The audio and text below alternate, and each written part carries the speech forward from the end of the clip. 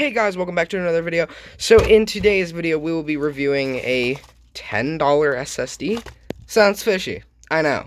That's why I ordered it, so you don't have to. So I plan to use this for one of my latest videos, and yeah, that didn't turn out well, and now that video is being delayed, because, well, yeah. Alright, well, I can't really work with one hand, because I don't have my tripod with me naturally, so yeah, I'm just gonna have to get it open, like the top off, and then we'll go from there. So now, obviously, you're going to make a few compromises with getting a $10 SSD. So you're not going to have the standard 128 gigs, but the standard, right now it's not standard, 64 gigs. That's my shipping information. Yeah, anyway, but the standard, or not standard, 64 gigs, and I can't get it out of this package. Alright, anyway, so we're just going to, oh my god, there's more tape. Okay, got the tape off, anyway. Oh my god, it's in more. Oh, that's the actual SSD. What? That's not in a box or anything? This is supposed to be a brand new SSD. It's not in a box? What? Okay, I don't like that. Anyway. Okay, here we have it. So, it does definitely not look new. Yeah, there's scratches all over the thing. Yeah. That's definitely not new. Anyway. Transcend. Alright, solid state drive. So, ooh, that sticker has a really weird feel to it. 2.5 inch SATA 3 SSD. It's nice to see that it's SATA 3, 64 gigabytes.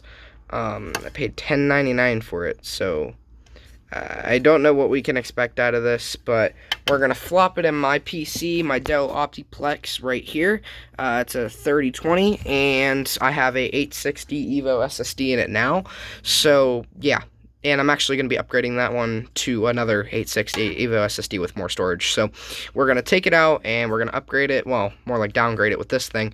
And we're going to put a fresh copy of Windows 10 on it with a USB installer because I forgot my official DVD disc at my other house. So we're going to use the USB 3.0 drive to install Windows 10 and we're going to go from there.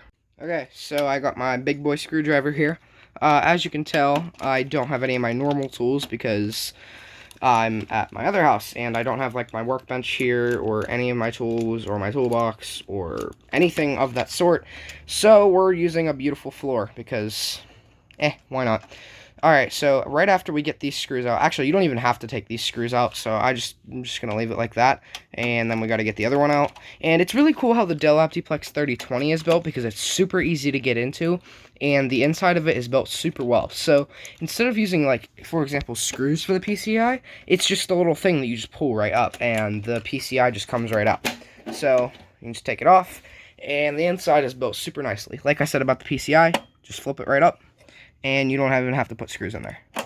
And it's pretty satisfying to click it down and click it up. Anyway, so if you want the system specs, they're either in the description or they're going to be listed on screen. I don't know. But this is a GT710. I don't know. This is just really random. I don't know what the jumpers are for. Anyway, so we have our Intel Core i5 CPU right here. 3.20 gigahertz quad core, very fast. And this is where we need to go. So we need to pull out the SATA out of our DVD drive, and we need to pull out the power cable. I forget what that's exactly called. I don't know. Anyway, this one's super easy to pull out. You just pull out the DVD drive just like that. And then this, all you do is you just pull this up. Actually, we should probably disconnect the old SSD first. But you can just pull this up and pull it right out, although it's kind of hard to do with one hand. Now at this point, you're probably wondering, what is up with that whack taped SSD? So, yeah, about that. This is a 3.5-inch caddy, and I didn't buy a 3.5 inch to 2.5 inch adapter, so I just kind of taped it in there as a temporary solution, but I never, like, actually ended up doing anything with it because, well, it actually held it down pretty good, even though it was in a weird position, and yeah, it works just fine. So we gotta unplug our SSD here. Alright, now we have our 250 gig Samsung SSD, and we are going to be replacing it with a 1 terabyte 860 EVO a little bit in a different video, and that will be in the description after I get that up. So yeah, I'm just gonna set that over there. And that was actually my old build, but I upgraded it to a 970 plus NVMe storage. Anyway, we're gonna pop in this Transcend drive, and yeah, let me just kind of pop it in there real quick, and let's get going. Alright, so just to make this video a little bit shorter, I put everything back together, and now all we have to do is slide on the panel, screw it in, and boot it up. Well, with the exception of needing to install Windows 10, of course.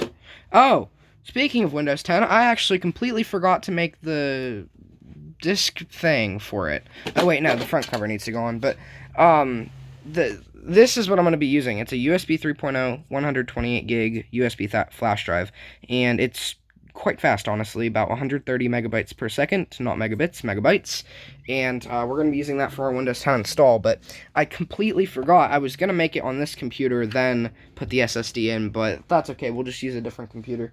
I'll find something around here, because my Surface Pro is dead, and all my other laptops are at my other house, so I'll find something, but for now, I'm going to put the computer back together, get the Windows 10 install, and I'll make a few short clips in between, but then I want to save time for the actual benchmarks and stuff, so then we'll get to the actual procedure.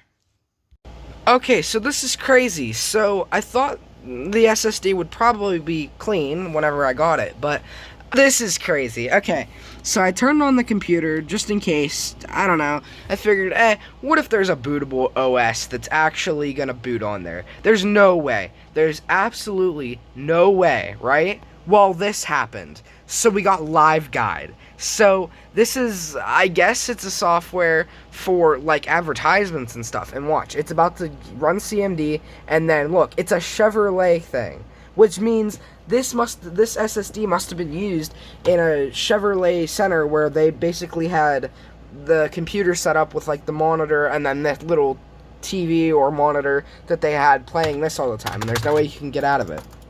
That is so crazy. Who would have thought? So what I'm going to do is I'm going to completely back this up. I don't know why. I think I'm going to find a good video to play with it. Onto a computer or hard drive or something. I don't know. I'm gonna have to figure out what to do with it because my Surface Pro is dead and I don't have the charger, so I gotta find a computer to use. But this is absolutely crazy. Just had to note that. Turns out I did have my Surface Pro charger, so as you can see it's charging right down there. If it'll focus. Call from 1. Anyway, so we are going to use the help of this little box, which I actually just received the other day. Well, no, more like a couple weeks ago, because I put an SSD in my grandmother's Samsung 7-spins notebook. She's very, very, very, very happy with the results, because it was using an HDD before, and it only went like 2 megabytes per second, and it was pretty bad. So, first of all, we're going to plug it in, and I always forget what the ports are in here. So, it's always the front facing me. Just gonna, this drive is being a little weird. Alright, we got it in. So what we're gonna do is we're gonna push this little button in. You guys might have heard that beep. And so the SSD is in. Now I assume this is gonna be a pretty small, oh wow, that actually is a pretty decent amount of stuff. So this is going to be our first look at some speeds here.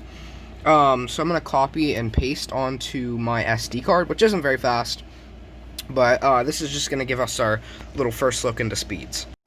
So far, not looking great, as you can tell. So if I go to Control-Shift-Escape, which will be our task manager, and well, my CPU, well, it sucks in this computer, I'm not going to lie there. So if I, okay, if I put it here, and I go, okay, disk C, that's for some reason doing a lot of stuff. Disk E, so the Transcend device is hardly doing a thing, which is a great thing that we want to see, because that means that it's going to be fast. So it did go to 28 megabytes a second, and it did go that high, which that probably means it's a pretty slow SSD, but, I mean, they just had the Chevy thingy on it, so, I mean, I really can't blame them. That's definitely a slow transfer, but we're doing slow file, or lots of, like, files that are basically worth nothing, like, as of in storage, and we are also doing it through this Surface Pro, which makes it slow. It's a slow USB port and to the SD card, so gotta give it credit. So I'm going to let this transfer finish. I'm going to start getting the Windows 10 download thing set up. I'm going to put it right on to the USB drive with my phone. I figured out how to do that. And if you want to tutorial on how to do that, please let me know down in the comments below, because I will definitely make one. But other than that, we might actually finally get started with this video. Okay, after some time and downloading, we have it, the Windows 10 download USB. So I'm going to go in the back of the computer and put it in the 3.0 port so this Windows installation will go faster. Okay, so now we're going to turn it on. And we're going to need to boot straight to BIOS to switch it to boot off of the USB. And we need to make sure secure boot is off because, I don't know, the program told me I did something, made it a different bootloader. And it said I'll need to turn off secure boot, so hopefully secure boot's already off. Alright, it's already disabled. Oh yeah, that's right, because I had Linux and Windows 10, so I had to disable it. So now what we're going to do is we're going to go to boot sequence, and then we're just going to move the SanDisk up. So we're going to select up, up, done. So for some reason, it still shows Ubuntu. I don't know why. Anyway, apply and exit. And it's going to boot up into the Windows installation. So it's going to turn on. And we're going to get this screen. And I'm not going to do a video of it moving real fast because there's no point. Yeah, I'd say there's a bootloader issue. Oh boy. This is going to need some fixing. Alright, so we're about to get into the Windows 10 desktop. So I ran through setup, it was really fast, and the Windows setup was the Windows install was even faster. So it surprised me. It was done in a matter of literally 50 seconds, which that's pretty amazing. So I don't know about this SSD yet. Now, some things it's taking a while on, which this makes sense.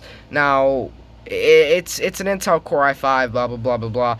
I mean, 8 gigs of RAM, still not the fastest system on the planet, but I mean, this could be faster if we had a faster SSD. I'm sure the SSD is maxed out right now, and almost there, and here. So, we are at our Windows 10 desktop, so searching for display driver, and I'm going to go ahead, open Task Manager. Whoa, that was really quick. Okay, so C. Alright, so 64 gigabytes. TS64 GSSD 370S is our model number, and it flashed like that because it was downloading a display driver. CPU is up pretty high, memory is good, blah, blah, blah, blah, blah. So as you see, nothing's really spiking except Ethernet, but, you know, that's 100 kilobits.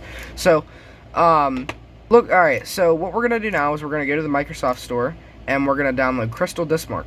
And what this is going to do is this is going to test the absolute speed of the SSD. It's going to do sequential write, sequential read, random write, random read. It'll do multiple tests. It'll see how it'll handle under intense load and all that good stuff. So if I open the Task Manager right now, this is like even faster than my normal SSD. Like, this is like actually surprising me. Alright, so we're going to close everything, and I'm going to give it a couple minutes to load everything in, and then I'm going to run that test. 2 very boring minutes later. Well, the results are here, and they are amazing. So first we have for our sequential read in megabytes per second, 440.13 megabytes a second, and I did 5 tests, and then I did a 4 gigabyte file on the C drive, which is now 44% full because Windows sucks. And yep, did it in megabytes per second. Although the write speed did really disappoint me. I thought it would at least be like 300, I was hoping, when I saw 440. 440 definitely blew me away. But I mean, you know, it is what it is. It's $10, and if you were looking to get an upgrade for very cheap, I would definitely say that this is your way to go. I mean, it opens things in impeccable times. I mean, you really can't do better here with what you're getting. And the startup time between this and my Samsung 860 EVO SSD is about a 2-second difference. So this took about 9 seconds, and the SSD, the 860 takes about 7 seconds. So really, there's hardly a difference. Works fine in this Optiplex 3020, and guys, please do subscribe, turn on post notifications, and share, like, and all that good stuff. I mean, only 3% of people that watch my videos are actually subscribed, so why not? If this video maybe helped you, or blah blah blah, or if you're looking to upgrade, comment down below, because I will help you, and I will find you some really good cheap upgrades. You just gotta give me a price budget, and maybe what you're looking for, what your system is, and SATA, blah blah blah, and we'll get it figured out. So thank you guys for joining this video, and I'll see you guys in the next one. Peace.